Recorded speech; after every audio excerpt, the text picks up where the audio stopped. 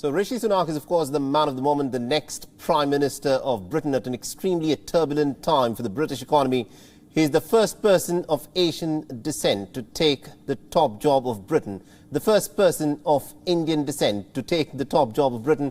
Now, the Southampton-born Member of Parliament will be taking over the reins from Liz Truss, and Sunak won the latest leadership contest unopposed. His challenger, Penny Mordaunt, dropped out of the race virtually at the last moment and said that she was now extending her full support to Rishi Sunak, as he has now become the leader of the Tory party and, by virtue of that, the next Prime Minister of Britain. Earlier, the former Prime Minister Boris Johnson had decided to not contest in the previous leadership race. Sunak had, of course, come in second to Liz Truss. The Sunak's rise is the result of an unprecedented mess within British politics. He succeeds the shortest-serving Prime Minister in British history.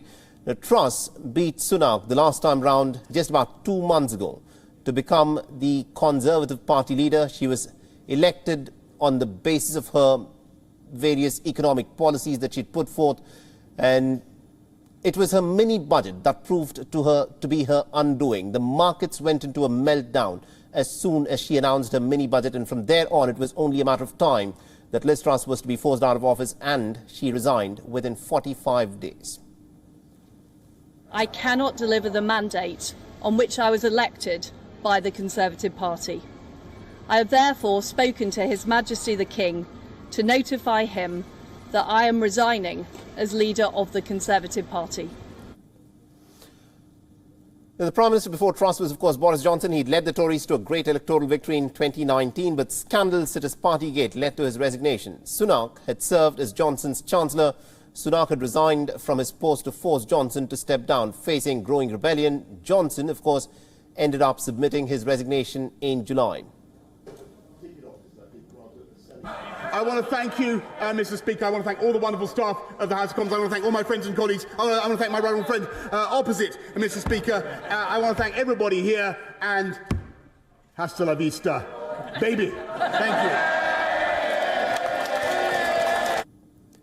And before Johnson, there was Theresa May. May was supposed to deliver Brexit, but her deals with the EU were rejected multiple times by the British Parliament. She was also undermined by members of her own party, such as Johnson.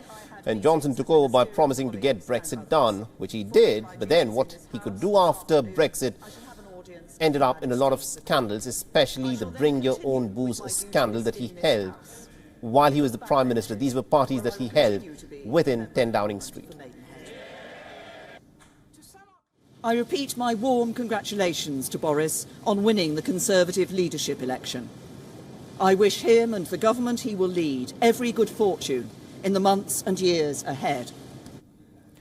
Now, Theresa May, of course, took over from David Cameron. Cameron was the Conservative Prime Minister who'd won the 2010 election. His reign started the 12 years of the Tory rule, the last 6 seeing 5 different Prime Ministers.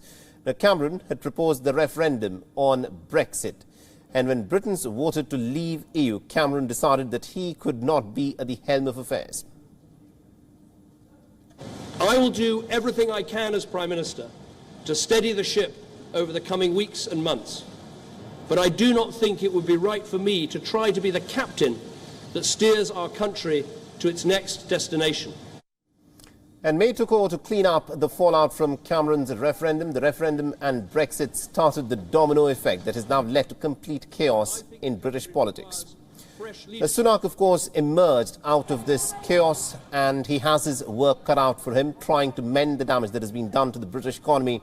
And it remains to be seen as to how far Rishi Sunak will be successful in addressing the many challenges that confront the British economy in the coming winter.